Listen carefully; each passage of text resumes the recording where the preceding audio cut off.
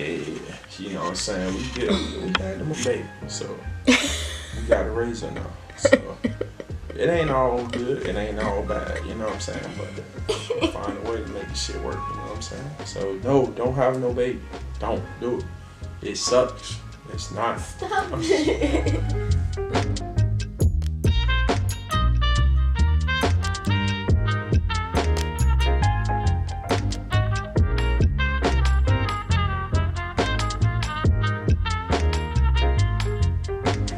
Hey y'all, welcome back to another video. On this video, we'll be talking about our experience on the first year of having a baby. Amira turned 1 on the 17th of this month, and we're just gonna tell you guys like how it's been thus far. So if y'all are interested in hearing about that, then keep watching. So we'll start off with expectations, you said? From the very beginning. So we'll give a little backstory first, and then we'll get into the expectations. So backstory. So basically, me and Elena met on deployment. We were both deployed to the Middle East. It was a 6-month deployment. We met each other at our first location, which was can't tell them. And I would say probably 3 to 4 months after being there, you know, was kicking it, whatever, and found out she was pregnant. Now, first thoughts when you were pregnant? First thoughts when I found out. I was scared. Like, I was nervous. I didn't know what to expect. So, like, in my mind, it was going to be me. Well, like, back in South Dakota, it was going to be me and a baby and a whole lot of crying, like, between the two of us, because I just didn't know what to expect. I don't have any younger siblings. Like, I have nieces, but no real experience with, like, babies, especially, like, newborn babies. So I was just scared. I didn't see all of the support that I have and that I had in the beginning. I didn't see any of that, like, in my imagination. I couldn't think. All I could see was just you me and the baby. Like, and then for me, I didn't even know if I wanted kids, to be honest. So to find out I was having a baby, it just came at a time where there was a bunch of stuff going on in my personal life, and then on top of that, I was like toggling with the idea of getting out of the military, staying in, and a baby definitely wasn't anywhere in the picture. So for me, how you were able to see, at least even though it was a false picture, a false image of you and the baby just by yourself, I wasn't able to see anything because I just couldn't imagine what it was going to be like. I couldn't believe I was having a baby with someone at the time who I didn't know. Like, I didn't know like that, at least, you know what I mean? So it was just like, I was unable to picture what the future held. So, and I think that's like part of why it was so scary, the not knowing, because all I knew was that I was having a baby. I didn't know anything outside of that. I didn't know how I was going to take care of her. I didn't know anything, and that was like, and I would wake up sometimes just like, I'm having a baby? What? I'm having a baby? I had to say it so many. Sometimes I still say it. I got a baby. Yeah. Yeah, so fast forwarding through the pregnancy, me and Elena were not on the greatest terms because, I'll be real, I didn't want to have the baby. I'm sorry, AJ. I love you now. But I didn't want to have the baby because I felt like we weren't ready, we weren't prepared. And now that we have a baby, we weren't ready or prepared, but. And no one's ever prepared to the point where you're going to know what to do, but just prepared in the sense of where you want to be personally before you bring a new life into this world that you're responsible for. You know what I mean? So financially, wasn't prepared as well as we could have been. The dynamic between us, I mean, like I said, we had just met each other essentially. So wasn't prepared in that sense, but as the due date came nearer and nearer, you kind of just go in phases of, like, at least I did. It was phases of can't believe it, can't wrap my head around it, don't know what to expect, upset to slowly accepting it to eventually you kind of get excited because it's like it is a baby, and you know, and then your support system kicks in and they kind of reinforce you with everything's okay, like it's a blessing at the end of the day. And then you start wondering what it's gonna be. It's gonna be a boy, it's gonna be a girl, what it's gonna look like. You really can't help but like kind of get excited when it's to come. For me, it wasn't really hard to wrap my head around it, or I wasn't really in that much shock anymore, and that's because like she was literally attached to me. Like it was no question about like if it was what was going on. Like I knew what was going on. I knew that she was gonna be born. I knew that was coming. So it was kind of just like I was just looking forward to it. Not necessarily, well, I was excited, like he said, as the time got near, but I just needed it to be here so I could then I could move and act and know how I felt. But I was definitely excited just because wow, I'm finna have, and then when we found out it was a girl, the appointments were exciting, like hearing the heartbeat and stuff, because it just made everything more real. So it was still kind of scary, but after your support system kicks in, after you realize that you have a support system and all that, then it just becomes 9 months is enough time to get ready mentally and physically and stuff, having the stuff together. But mentally, 9 months is enough time. It's not like I'm pregnant and the baby might come tomorrow. You just need to be ready. So you kind of have So what's your advice to young mothers in a similar situation, or just about to have a baby? Support system. Lean on your support system. Lean on your support system. If you have one, even if it's one person, if you have anybody who is willing to show up for you or anything like that, then acknowledge that, recognize those people and use them, because you can't. People have done it by themselves, maybe to an extent, but honestly, you can't do it by yourself. You need somebody. 9 months is a good amount of time to become a part of groups or whatever. Even if you don't have family or friends that you can depend on, they have mom groups in the. Will be your support system. Oh yeah, doula. Yes. You can get a doula. I have a doula, and she is a doula. I am a doula. Wow, look at that. But. Okay. Call us. Plug. We will be your support system. We'll be your support. Because we've done it. We've done it. Okay. So my advice for young dads, young men out there, or first time fathers, if you're older, I mean in your 30s or above 25, I would hope you're already in a mindset where you're gonna fully take on your responsibilities as a dad. For younger dudes, because I'm 26 now. I was 25 when the baby was coming. It's really a character defining moment, because you can either fully step in, because although Amira came out of Elena and they had a connection before I did with her, that's still equally my child. So I fully embrace and take on the responsibility of being the dad. Even sometimes if she crying and she don't want you, she does want you and she don't want me, nah, you gonna hang with daddy for a little bit. So just like that, even before she comes, or when she first gets here, do what you want. Imagine your child, a little you, and how are you going to be involved in their life, whether it's a son, or a daughter. You don't want anybody else giving your son a haircut. You don't want anybody else taking your daughter to the park. So fully step into that role as quick as you can, as quick as you get your mind right.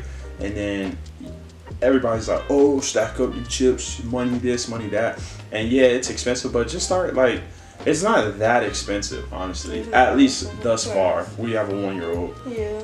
And I know as she gets older, the expenses will grow, but so will my pocket, so will your pocket, so will we. So we'll be in a position. But early on, it's just saving money, putting money, being responsible. And that's the thing about it. It's just coming into that full. You got to be responsible. You got to look inside of your life. How are you managing your finances? How are you managing your time? Things like that all play a factor into how you're going to be as a parent. So that would be my biggest advice is like, decide, are you going to be half stepping with it, or are you going to fully become the man that you need to be in order to raise your child? And that'll help guide you. So if you're gonna half step it, then I don't know. But if you're gonna fully take it on, then holla at me, because I feel like I fully took on my responsibility. You know, although I'm far away, for the most part, like I do everything that I possibly can, you know, and they're gonna be coming to where I'm at. So it's just about, what do you want? How do you want to be as a father? Yeah. And that's a reflection of you as a person, like you as your character. So yeah. Think twice, man, before you know what I'm saying, cause you don't want to, and then it can't do shit. All right, you kind of hit on costs and expenses. So holla at us, man. We got everything you need. We can hit on costs and expenses a little bit, because one thing, it hasn't been very expensive for us, but all right. So the most expensive things, what do you think it is? So food. No, we don't do the most expensive thing. I think childcare is the most expensive thing. Oh yeah, daycare. We don't know anything about that. Yeah, we haven't. We have support system. See, no. I mean, we have We're money blessed. saved up and stuff to be able to. Well, I don't work. Well, I just started working, kinda, but I've been good enough to like go this 1 year stretch without having to work full time or having to find childcare or daycare or whatever. And then the support system. So if I do need a babysitter, we don't need one often, but if I do, then that support system, you just reach out. But I think childcare is the most expensive thing for people who are going to work. So if you're and honestly, if you're in a position where you have to put your child in daycare, then I feel like energy is everything. So I don't know. I feel like if we're in that position right now, a way would present itself for us to do that. That definitely is probably the most, and we're blessed enough not to have to worry about that. But even if we had to, like, it wouldn't be the worst thing. We would make a way. It's again just stepping into your role and doing what you have to do. And that responsibility thing and the stuff with the budgeting and money and stuff. All because that stuff. Childcare, I don't know how much childcare is. I'm gonna be honest. Too much. I don't know how much it's it is. Different everywhere too. It's still too much. I'm gonna be honest, like, just depending on how you divvy up your funds, because if you spending money on shoes and like clothes and stuff, like you could easily pay for whatever amount of time of childcare instead of having to buy some new jerseys or something. So it really just like you just figure out how to make it work. What's the most expensive thing for us though, since we childcare side? But diapers can add up, but not when you do the cloth diapers. So I think food, probably. Plane tickets. That's not a thing for everybody. I'm just trying to think for us though. What's the most expensive? The most expensive thing for us would be plane tickets, definitely. Literally plane tickets, since we live in two different areas for now. But that's probably like been the most expensive. Every couple months. Food and plane tickets. Yeah, and even that, if you're budgeting well, it's not bad. And then Amira's a plant-based baby, so bananas, avocados. It's much cheaper to make her food than like buying those little packs. It'd be like $2 for $3. Them little pack things. She'll eat a whole banana like in an avocado and some toast, like super easy and super cheap. Where does she get her protein from? Where she get her protein? AJ eats beans. Hemp milk. She'll eat tofu sometimes. Tofu. She eat tofu scrambled. She loves red beans. Quinoa. She eat everything. Yeah. Like everything. She eats a lot, so I used to buy 2 bunches of bananas for the house, and now I gotta buy 4 every time because she runs through them. But I guess food would be probably the most expensive thing. But the expenses, like, I mean, you want to be financially like straight when you have a baby, but at the same time, you just gotta learn how to allocate your funds. And if you're not doing that, you don't have your budget, or you don't have hopefully you're watching this video, if you don't have your budget intact, hopefully this will spark you to start getting a budget, because if you're not on that level, honestly, you're already making it harder for yourself. Yeah. Even if you don't have a lot of money. Kids. Yeah, even if you don't have a lot of money, you need to know where your money is going. Otherwise, it's gonna find a place to go itself. Like easily. You really have to do that. That's like number one. You gotta start knowing where your money's going. Yeah. Hey. And if you need help with that, again. Okay. I got a video on budgeting. Y'all can go back and find my video on budgeting, but maybe I'll make another one. Or just call that number. You know, we can schedule a session. Get you together. She helped me with it. I did. Now I'm good. Gucci. I got more money than I thought I had. It's crazy. For real. I started off with $2. canceling every subscription I had to see exactly how much income, not just much I got paid, income I actually have. Yeah. Distance now, since we mentioned the plane tickets. Okay. So you live in Florida, Central Florida, Daytona. Okay. 306. Holla. And I live in Louisiana, Baton Rouge. So we like a 10-hour drive, maybe. We like a 10-hour drive. Why y'all roads so messed up out here, man? Y'all got some bumpy roads. We got here. some nice roads too, though. Not on this part. We got nice roads on this part. Yeah, it's a 10-hour drive. So, all right. So let's talk about distance. All right. Since even before we were like dating, we had a really good relationship. We were always like friends first off, and you know, we're really on similar wavelengths and the way we think. So it was never an issue about me. I could just FaceTime her whenever and like, how you doing? Let me see my baby, without having to do the extra stuff. You know what I'm saying? So even when Amira was first born, I pretty much I've spoken to Amira every day since she's been born through FaceTime, and God bless FaceTime because I know that helped with her, like her and I's relationship, because she just recognized, she knows me. And then so I'm here for her birthday for 4 days in September, trying to see what's up with October, and then November, Thanksgiving they'll be in Florida. December they'll be here, but right after Christmas they're gonna be moving to Florida. So then that's every day I'll be seeing her. So, but on the real, every other month I've physically seen my daughter, and I've been through every stage with her. I've seen 2 days after she was born, I was there when she first started doing tummy time, when she first started crawling, just now starting to walk. I'm here. So every milestone I've been a part of physically.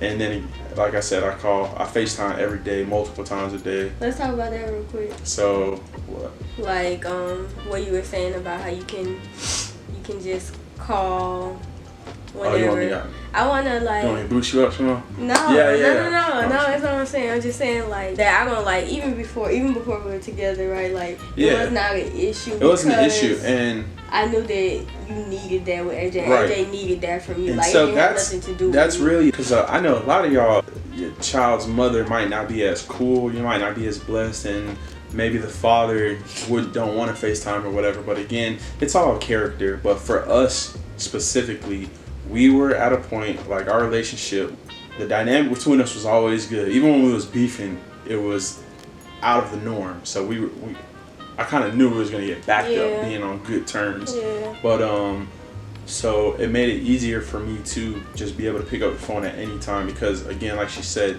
she wanted me to have that. She wanted her daughter. And if you got a girl that don't want you to be a part of your child's life and doesn't want for your child to have a relationship with her father, then that's a whole different thing, and I can talk to you about that too. With this dynamic, it just enabled for that, and I took full advantage of it. I wouldn't have had it any other way, you know what I mean? I just would, like, that helped a lot with building that relationship with Amira. I feel like just FaceTiming whenever, before she went to bed.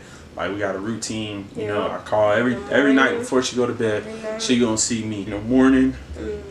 But on the days that I don't work, and it's lightened up now. Before it was like you know what I'm saying? Because I wanted her to, it was necessary. I wanted her to know who I was.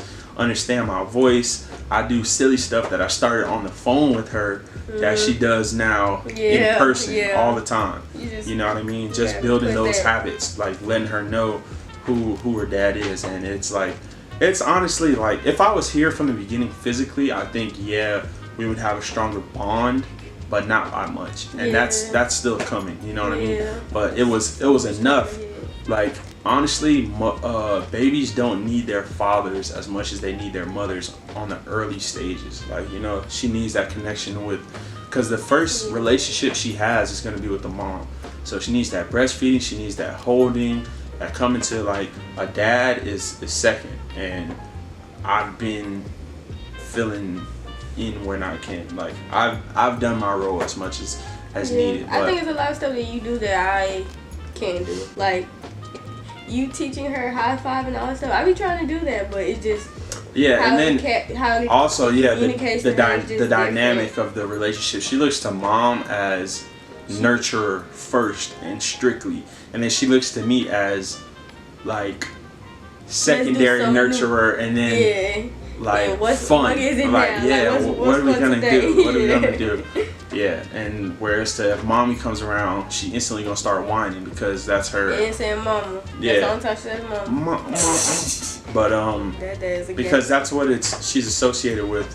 If I cry, I'm gonna get my mom. So naturally, like when I see my mom, I'm gonna start crying because I want you. Like, I don't know. Yeah. It's interesting. Yeah, but she definitely gets something from both of us. Like, gets a lot from both of us. Like, and I feel like even whenever you leave or we separate, she feels it. Like, she senses it. Acting a certain way. And if she don't talk to you like for a while and throughout the day, like her mood is something is off. Like, that connection is there. And it's like you don't realize how real it is until you start seeing the little things that the evidence of it. Like, oh wow, she really understands. She starts kissing the phone like every night when they talk, and it's good night. She's like.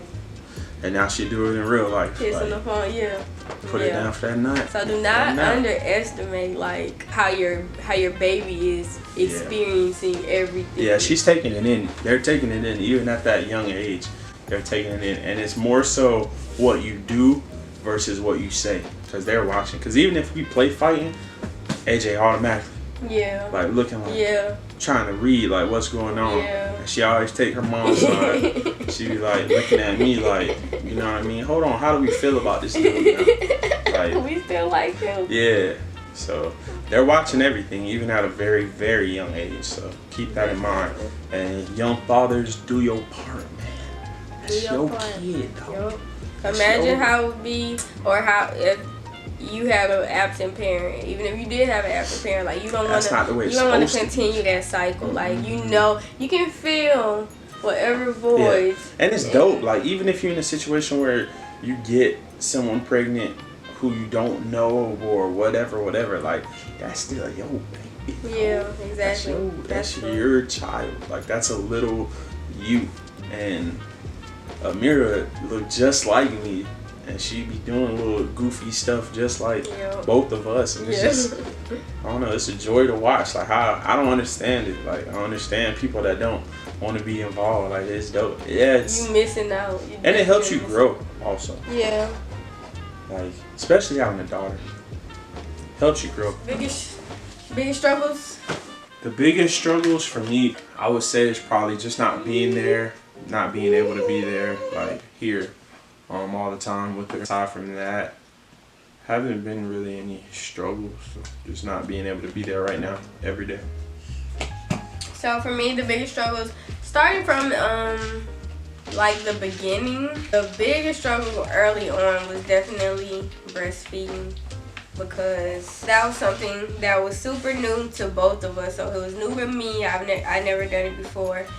And didn't know what I was doing initially, and then it was new to AJ because she also had never done it before. So we were both just learning something like super foreign to us, and it was hard, but looking back, it wasn't as hard as it felt like in that moment. So it's just important to know why you want to do it, and know that you just have to be patient with yourself, be patient with the baby. So that was a big struggle. You know why you want to breastfeed? Yeah. because kind of like with anything, because if you don't know your why, then you're not as likely to follow through with it. Oh yeah. You know, so same thing with that. I can see how you could have easily just been like, this is too hard. I'm gonna just do formula. Do you feel like it was hard though for you? In the beginning? Really? Yeah, it was Like hard. the beginning, how long was the beginning? First Probably couple like months? the first couple months. Really? Yeah. I did. I mean, it was still hard though, like getting her latch right, because it hurt in the beginning, because if her latch wasn't good, then it was painful, real painful. And then I wasn't pumping. I was holding off on pumping for a couple weeks. So nobody was taking nighttime feedings. Like, I had to do all of that. Yeah. So it was a lot, but again, like, knowing your why is really what kept me going. Knowing why I was waiting to pump, knowing why I wanted to breastfeed in the first place, why I didn't want to do formula, all that stuff is what kept me going. And then support from other breastfeeding moms and stuff like that. And then the sleeping. I sleep from like the very beginning to month 6 or 7 when I started sleep training her to sleep through the night. Sleeping was hard in the beginning because obviously she wakes up every however many hours, every 2 or 3 hours to eat.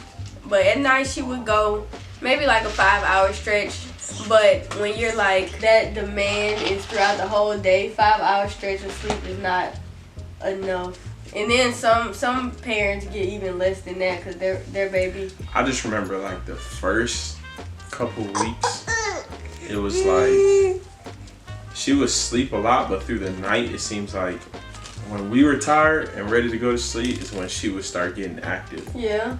You know I don't remember. Yeah, because remember she would we'd put her to sleep, we'd fall asleep like 30-45 minutes. She would wake up. Oh yeah. And then the process to get her back to sleep took like an hour and a half, 2 hours. Yeah. So I forgot about that. That all night, every night pretty much. I forgot about it. We finally put her to sleep, then it take like 15-20 minutes for you to fall asleep. Then 20 minutes later, she back up. Yeah. You gotta pick her up, change her didiaper, feed her. That whole thing is a process. Yeah, the whole process. Even the nursing. Then, nursing her.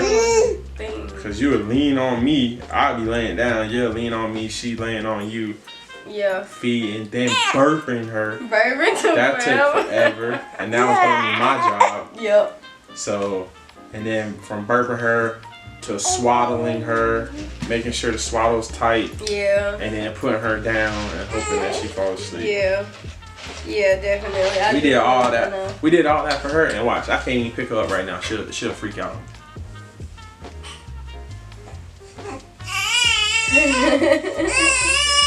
She getting these modes where she just want mommy. Look, let me see. It's not about mommy. See, that's what I'm saying. Fathers, assert yours. You my daughter. Then sleep training was only hard for like a week. Well, more than a week because it kind of got interrupted when we took that trip to Florida, so we had to get back on it. But normally, maybe like a week of sleep training, and it's different methods you can try. But after that, now she sleeps from like 11 to 12 hours a night she sleeps. So honestly, those early struggles, by this point, by that year mark, none of that stuff is even like, it's probably new struggles now. It's probably new struggles that are coming. It'll probably be a struggle at every point. But right now, everything is pretty good. We're on a pretty good like wave routine. And then obviously the distance is like a big struggle. Us not being together, because yeah, I have a support system, but you can't just assume that somebody's gonna take the responsibility or like help you out when you want it.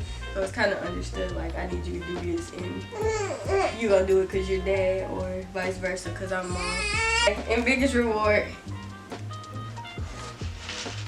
when she not acting like this. You like when she do act like this? Yeah, I like seeing Amira's temper, so I like do stuff to mess with her just to test her out. Like, I'll take on Cheerios right now. Please don't. And see what she do. She just put 4 in her mouth. Kiss. Or I like take her thumb. I don't know if we're keeping that part where I took her thumb and she like Maybe we'll add hit me a bunch of times. We'll add it right now. Now. Look how aggressive she did if I take that thumb. She gonna try to smack my hands and everything. So I'm gonna get it. Give me that thumb.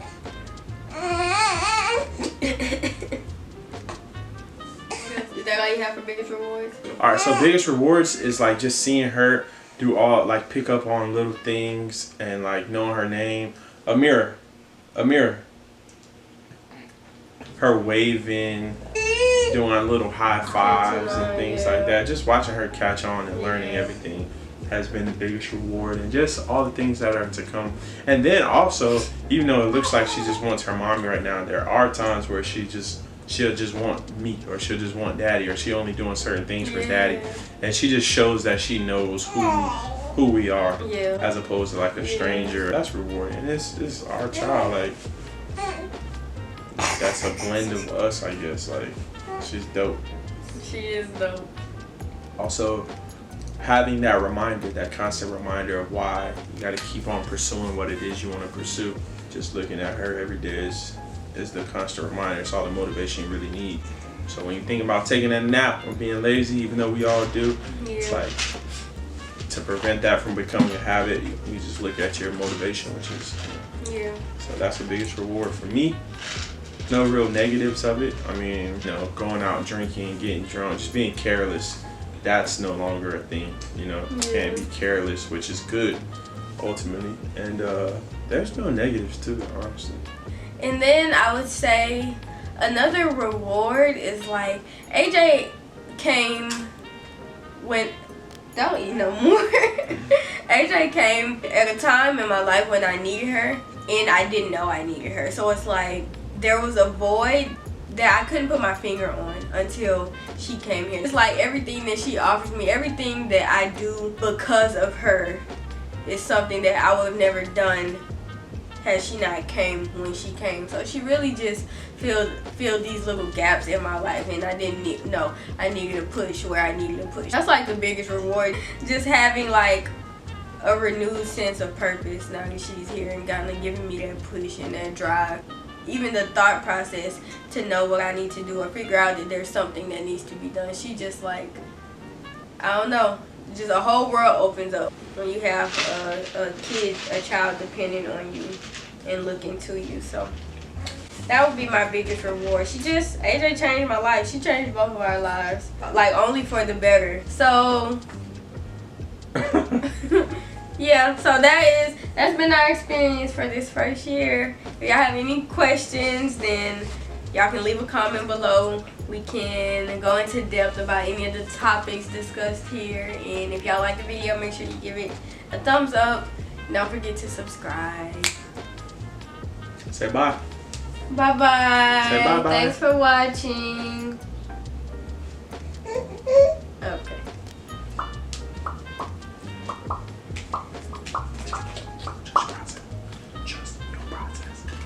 AJ, go turn the camera off. Go ahead, baby. Hey, your mama, come here.